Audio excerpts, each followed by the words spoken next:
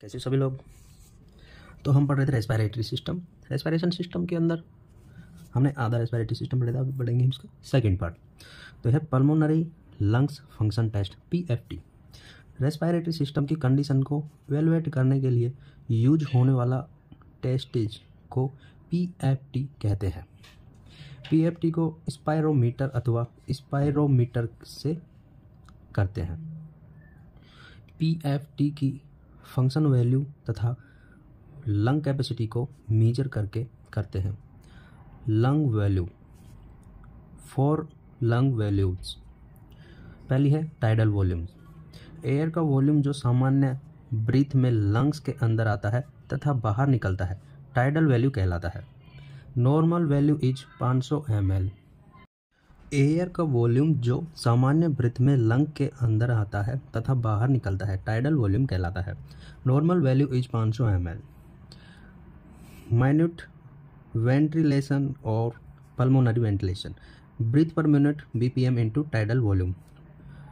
Breathe per minute BPM होता है 12 into tidal volume बराबर 600 ml होता है normal value. एल्यूलर ventilation, BPM into tidal volume minus dead space, तो 12 इंटू 500 माइनस 150, तो 12 इंटू 350 हो जाता है ये 4200 ml। सेकेंड है inspiratory reserve volume IRV। Air का अमाउंट जो टाइडल वैल्यू के बाद में फोर्सफुली इंस्पायर किया जाता है वह होता है IRV कहलाता है। नॉर्मल वैल्यू होती है इसकी 3300 ml। थर्ड है expiratory reserve volume ERV। Air का अमाउंट जो नॉर्मल एक्सपायरेशन के बाद फोर्सफुली एक्सपायर किया जाता है वो होता है ERV कहलाता है। ERV की नॉर्मल वैल्यू होती है 1000 ml। अब है फोर्थ रेजिडुअल वॉल्यूम, RV के नाम जाना था इसको। एयर का अमाउंट जो फोर्सफुली एक्सपायरेशन के बाद भी लंग्स में हमेशा रहता है, RV कहलाता है। यह एयर कंटिन्यूस गैस एक्सचेंज के लिए वह एल्यूलाई को ओपन रखने के लिए आवश्यक होती है। Normal value is 1200 ml। Lung capacity, 4 lung capacities. Functional residual capacity ERC, FRC बराबर ERV इन प्लस RV बराबर 1000 प्लस 1200, तो ये हो जाएगी functional residual capacity 2200 ml। Second है इंस्पायरेटरी कैपेसिटी IC, तो TV प्लस IRV बराबर 500 प्लस 3300, तो IC हो जाएगी 3800। इसी तरीके से vital capacity, the force vital capacity is one of the more important pulmonary function tested, तो IRV plus ERV plus TV, तो इन सबको जोड़ के हो जाएगी ये 4800 ml। Total lung capacity TLC, इसके अंदर सारे ही जुड़ जाते हैं, TV, IRV, ERV व RV, तो ये टोटल लंग कैपेसिटी होती है 6000 ml। नेक्स्ट है chronic obstructive pulmonary disease COPD। इससे chronic obstructive lung disease COLD तथा chronic air flow limitation CALB कहते हैं।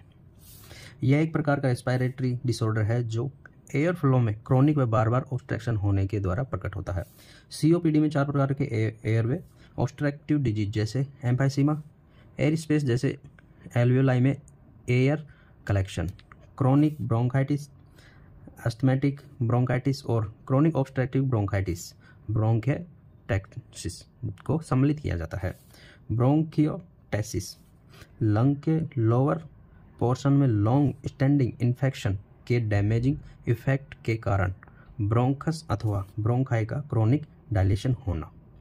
COPD के कारण लंग्स में एयर फ्लो का वॉल्यूम कम हो जाता है तथा एयर वे रेजिस्टेंस बढ़ जाता है। यह हार्ट अटैक, कैंसर तथा CVA के बाद मृत्यु का 4th लीडिंग कॉज होता है। अब देखेंगे इसके risk factor. Occupational exposure to dust and gases, ageing, heredity, air pollution आदि। Smoking major risk factor, respiratory infection like pneumonia. अब देखेंगे इसके क्लिनिकल मैनिफेस्टेशन। इसके क्लिनिकल मैनिफेस्टेशन में है एम्फाइसीमा के कारण बैरल चेस्ट एयर स्पेस जैसे एल्वियोलाई का परमानेंट ओवर डिस्टेंशन से होना। नॉर्मल ब्रीथिंग के लिए भी एसेसरी मसल का प्रयोग करना। ऑर्थोपनिया, फ्लैटलेट समय लेबोर्ड ब्रीथिंग होना तथा स्टैंडिंग व सिटिंग पोर्शन में ब्रीथिंग इंप्रूव होना। वीजिंग तथा विस्टलिंग एयरवे के नैरोइंग के कारण। क्रैकल या रेल असामान्य लंग साउंड जो रिटेन्ड एयरवे सिक्रेशन के ऊपर से एयर पास होते समय पैदा होती है। साइनोसिस तथा clubbing of fingers, proliferation of soft tissue at the end of finger. Cor pulmonale lung के डिसऑर्डर जैसे पल्मोनरी हाइपरटेंशन के कारण राइट वेंट्रिकल का फेल्योर व इसकी हाइपरट्रोफी होना। PFT show decrease vital capacity, prolonged expiration, weight loss, chronic cough and sputum. अब देखेंगे इसके डायग्नोसिस। इसके डायग्नोसिस में है bronchoscopy examination of the bronchi through a bronchoscope, capnograph, inhaled व एक्सहेल्ड एयर में कार्बन डाइऑक्साइड के कंसंट्रेशन की लगातार रिकॉर्डिंग करना। ABG arterial blood gas analysis, it indicate respiratory acidosis, blood में गैसेस तथा अन्य आयन की उपस्थिति का निर्धारण करना जैसे पीएच का level, oxygen O2, carbon dioxide, bicarbonate ion HCO3-, sodium, potassium तथा chloride. Normal value of ABG, इसकी पीएच होती है 7.35 से 7.45 तक।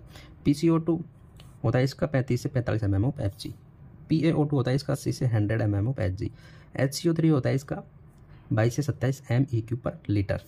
O2 saturation, SaO2 arterial haemoglobin का परसेंट जो O2 से स्टैंडर्ड होता है, क्षाण में से 100% होता है।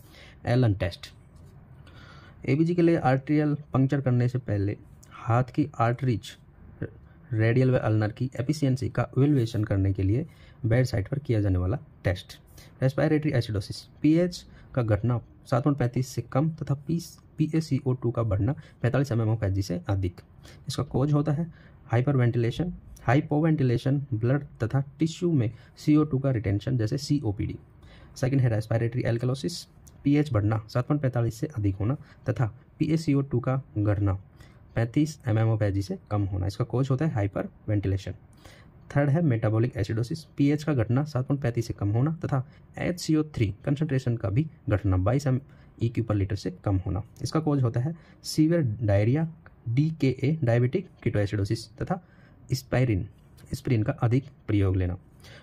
फोर्थ है मेटाबॉलिक एल्कलोसिस, पीएच का बढ़ना 7.45 से अधिक व HCO3 कंसंट्रेशन का भी बढ़ना 27 MEQ पर लीटर से अधिक होना। इसका कोज होता है अत्यधिक वोमिटिंग, डायरेटिक का अत्यधिक प्रयोग तथा गैस्ट्रिक एस्पायरेशन करना। इसका management of COPD। Low concentration पर O2 1 से 2 लीटर पर मिनट दे, क्योंकि हाइपोक्सिया से ब्रीथिंग ड्राइव बढ़ती है। CO2 severe as a respiration stimulant, lungs के अफेक्टेड एरिया से सिक्रेशन को लॉस करने के लिए थोरैक्स के ऊपर परक्यूशन तथा वाइब्रेशन करके CPT, चेस्ट फिजियोथेरेपी देवे। CPT के लिए बेस्ट समय मॉर्निंग भोजन से 1 घंटे पहले अथवा भोजन के 2 से 3 घंटे बाद होता है। CPT को पोस्टरल ड्रेनेज बाई पोजीशन के साथ करना चाहिए। पोस्टरल ड्रेनेज में लंग का ड्रेनेज किया जाने वाला सेगमेंट सबसे ऊपर होना चाहिए। क्लाइंट में डिस्निया को रोकने के लिए स्मॉल व फ्रीक्वेंट फीड के साथ हाई कैलोरी व प्रोटीन डाइट लेने की सलाह दें। सिक्रेशन को थिन रखने के लिए प्रतिदिन 3 लीटर तक फ्लूइड इंटेक लेने को एनकरेज करें। पेशेंट को एब्डोमिनल डायफ्रैग्मेटिक व पर्स्ड लिप ब्रीथिंग टेक्निक के लिए सलाह दें। एब्डोमिनल डायफ्रामेटिक रेस्पिरेशन से तात्पर्य उस रेस्पिरेशन से होता है जिसमें केवल डायफ्राम की गति कार्य करता है, जबकि चेस्ट वॉल मसल लगभग रेस्ट में रहती है। इसे नॉर्मल क्वाइट ब्रीथिंग व कुछ पैथोलॉजिकल कंडीशन जैसे प्लूरिस, पेरिकार्डाइटिस व रिब फ्रैक्चर में यूज करते हैं। ब्रीथिंग में आसानी के लिए हाई फाउलर 60 डिग्री अथवा इससे अधिक पोजीशन के साथ मरीज को आगे की तरफ झुकने की सलाह दें। अब देखेंगे इसके administer drug like respiratory tract की इन्फ्लामेशन को कम करने के लिए आर्टिकोस्टेरॉइड जैसे बैक्लोमेथाजोन, बर्डसोनाइड, सिक्रेशन को थिन करने के लिए म्यूकोलाइटिक जैसे एसिटाइलेस्टिन, इसको एसिटामिनोफेन अथवा पैरासीटामोल के एंटीडोट में भी यूज करते हैं। ब्रोंकाई को डायलेट करने के लिए ब्रोंकोलाइट डायलेटर जैसे एमिनोफेलाइन, थियोफेलिन, टर्बुटालिन, साल्बुटामोल आदि ड्रग दिए जाते हैं।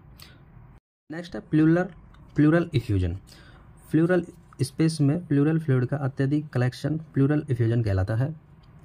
नॉर्मल प्लूरल फ्लूइड 0.52 ml पर किलोग्राम बॉडी वेट होता है। कोई भी कंडीशन जो इस फ्लूइड के सिक्रेशन या ड्रेनेज में इंटरफेस करती है प्लूरल इफ्यूजन करती है। टाइप बेस्ड ऑन इटियोलॉजी के आधार पर इसके टाइप बताए गए हैं। ट्रांसडेटिव प्लूरल इफ्यूजन, फ्लूइड जिसमें प्रोटीन कंटेंट कम होता है, यह सामान्य नॉन इन्फ्लामेटरी कंडीशन में होता है, जैसे CHF, लीवर तथा रीनल डिजीज में। सेकंड बता रखा है इसका type educative pleural effusion, fluid जिसमें प्रोटीन सेल व फ्लूइड डिब्राइड पल्स की मात्रा अधिक होती है, यह सामान्य इन्फ्लामेटरी कंडीशन में कैपिलरी परमेबिलिटी बढ़ने के कारण होता है, जैसे पल्मोनरी इन्फेक्शन। इसके क्लिनिकल मैनिफेस्टेशन दे रखे हैं। प्लूरेजिया, प्लूरा में पेन जो इंस्पायरेशन के साथ बढ़ता है। डिक्रीज्ड ब्रीथ साउंड, लंग का मेडियस्टिनल शिफ्ट यदि इफ्यूजन 250 ml से अधिक हो तब। डायग्नोसिस बता रखा है यदि फ्लूइड 300 ml से अधिक हो तो चेस्ट रेडियोग्राफ में देख सकते हैं। इसका मैनेजमेंट दे रखा है। हाई फाउलर पोजीशन प्रोवाइड करें, कफिंग तथा डीप ब्रीथिंग के लिए एनकरेज करें, पेशेंट को थोरेसेंटेसिस प्लूरल स्पेस से नीडल द्वारा फ्लूइड अथवा एयर का रिमूवल करने के लिए प्रिफेयर करें। प्लूरल इफ्यूजन में थोरेसेंटेसिस की साइट्स 7th व 8th रिब के मध्य एक्सरे इमेजिनेशन पर बेस्ड होती है। सामान्य एक बार में 1000 से 1200 ml प्लूरल फ्लूइड को रिमूव किया जाता है। नेक्स्ट है न्यूमोथोरैक्स, प्लूरल स्पेस में एयर की उपस्थिति, इसमें सदैव नेगेटिव 4 mmHg रहने वाला इंट्राप्लूरल प्रेशर पॉजिटिव हो जाता है, जिसमें लंग्स कोलैप्स हो जाते हैं। इसका कोज है flail chest, blunt chest trauma जिससे कम से कम 2 जगह या 2 से अधिक रिब फ्रैक्चर हो जाती है। फ्लैल चेस्ट में पैराडॉक्सिकल रेस्पिरेशन, इंस्पायरेशन के दौरान थोरैक्स के एक सेगमेंट का अंदर की तरफ मूवमेंट व एक्सपायरेशन के दौरान बाहर की तरफ मूवमेंट होता है। बता रखिए इसके टाइप्स, 3 टाइप्स बता रखे हैं। पहला है ओपन न्यूमोथोरैक्स, प्लूरल कैविटी तथा एक्सटीरियर के मध्य ओपन कम्युनिकेशन होने से होता है। इंस्पायरेशन के दौरान एयर अंदर प्रवेश करती है तथा एक्सपायरेशन के दौरान बाहर निकल जाती है। सेकंड है क्लोज न्यूमोथोरैक्स, कुछ एयर प्लूरल कैविटी में प्रवेश कर जाती है तथा फिर मिड इंजरी में होल बंद हो जाता है, इसे क्लोज न्यूमोथोरैक्स कहते हैं। थर्ड है टेंशन न्यूमोथोरैक्स। टेंशन न्यूमोथोरैक्स में है न्यूमोथोरैक्स का एक प्रकार जिसमें एयर प्लूरल स्पेस में प्रवेश तो कर सकती है किंतु एंट्री रूट से निकल नहीं पाती। एक विशेष होल बन जाता है जो इंस्पायरेशन के दौरान प्लूरल कैविटी में एयर को प्रवेश करने देता है किंतु एक्सपायरेशन के दौरान एयर को निकलने नहीं देता। This condition is very fatal because it cause collapse of whole lung. अब देखें clinical manifestation, absent breathing sound on affected side, hypotension and tachycardia, increase pressure in pleural space, compress the heart and vena cava which impairs circulation, sharp chest pain जो coughing deep breathing व movement से बढ़ जाता है। Trachea का unaffected side की ओर deviation हो जाता है। Distended unilateral chest. अब देखें इसके डायग्नोसिस, चेस्ट एक्सरे से डायग्नोसिस कंफर्म हो जाता है, प्लूरल स्पेस में एयर दिखाई देती है। अब देखेंगे इसके मैनेजमेंट, यदि पेशेंट की स्थिति बिगड़ रही हो अथवा 15% से अधिक लंग कोलैप्स हो गए हो तो सामने की ओर सेकंड इंटरकोस्टल स्पेस में एक थोरैकोस्टोमी ट्यूब प्लेस करके चेस्ट ड्रेनेज यूनिट को अटैच करते हैं। यदि प्लूरल स्पेस में फ्लूइड हो तो इसे ड्रेनेज करने के लिए 5th या 6th इंटरकोस्टल स्पेस में पोस्टीरियर व थोरैकोटोमी ट्यूब लगाते हैं। नेक्स्ट देखेंगे हम एम्फाइमा, प्लूरल स्पेस में पस, थिक अपारदर्शी तथा फॉल स्मेल वाला फ्लूइड का कलेक्शन होना एम्फाइमा कहलाता है। इसका कोज बता रखा है pulmonary infection, lung abscess by surgery and trauma. इसकी क्लिनिकल मैनिफेस्टेशन है chest pain, cough, anorexia, weight loss, chill के साथ फीवर एंड नाइट स्वीट। इसका मैनेजमेंट है पेशेंट को हाई फाउलर पोजीशन दे, कफिंग तथा डीप ब्रीथिंग के लिए एनकरेज करें, लंग एक्सपेंशन तथा ड्रेनेज को प्रमोट करने के लिए चेस्ट ट्यूब इंसर्शन के लिए असिस्ट करें। नेक्स्ट है रेस्पिरेटरी फेल्योर, किसी व्यक्ति का एल्वेलाई से CO2 को बाहर निकलने में असमर्थ होना। एक पेशेंट की PaO2 का 60 mm ऑफ Hg या कम तथा PCO2 का 50 mm ऑफ Hg या अधिक होना रेस्पिरेटरी फेल्योर कहलाता है। इसके कॉज हैं ब्रेन में रेस्पिरेटरी रेगुलेटरी सेंटर में डिफेक्ट तथा रेस्पिरेटरी मसल के कार्य में डिफेक्ट होना। इसका मैनेजमेंट है अधिकतर केसेज में पेशेंट को सप्लीमेंट्री ऑक्सीजन थेरेपी की ज़रूरत पड़ती है। यदि पेशेंट पर्याप्त ऑक्सीजनेट तथा वेंटिलेट नहीं हो रहा हो, यदि कार्बन डाइऑक्साइड रिटेंशन होता है तो इंट्यूबेशन तथा मैकेनिकल वेंटिलेशन की आवश्यकता हो सकती है। अन्य ट्रीटमेंट रेस्पिरेटरी फेल्योर के उत्तरदायी कारणों पर डिपेंड करता है, जैसे अस्थमा के लिए ब्रोंको डायलेटर्स, न्यूमोनिया के लिए एंटीबायोटिक्स, कंजक्टिव हार्ट फेलियर के लिए डायरेटिक अथवा वैसोडायलेटर्स दिया जाता है। नेक्स्ट है asthma means painting. ट्रैकियो bronchial tree का कई प्रकार की स्टिमुलाई के प्रति रेस्पॉन्सिवनेस बढ़ जाने के परिणाम स्वरूप एयरवे का एपिसोडिक नैरोइंग तथा इन्फ्लामेशन होना। इसके दो टाइप बता रखे हैं इटियोलॉजी के आधार पर, allergic asthma, IgE medicated asthma या फिर एक्सट्रेनिक अस्थमा। सिम्टम्स का कुछ विशेष प्रकार के इरिटेंट या एलर्जेंस जैसे smoke dust, pollutant, cold, heat, animals, grace, strong orders और परफ्यूम इत्यादि से हाइपर रेस्पॉन्सिवनेस होने से पैदा होता है। सेकंड है नॉन एलर्जिक अस्थमा या फिर नॉन IgE मेडिकेटेड अस्थमा या फिर इंट्रिंसिक अस्थमा।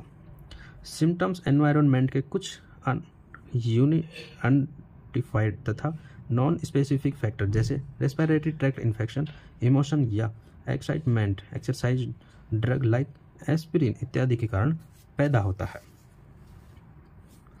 नेक्स्ट है मिक्स्ड अस्थमा, एलर्जिक व नॉन एलर्जिक अस्थमा। इसका क्लिनिकल मैनिफेस्टेशन है episodic wheezing, chest tightness, shortness of breathing and और कफ एट नाइट और in early morning, dyspnoea, cyanosis, pallor, sweating and restlessness, excessive use of accessory respiratory muscles, status asthmaticus, persistent and intractable asthma. इसके diagnosis बता रखे हैं।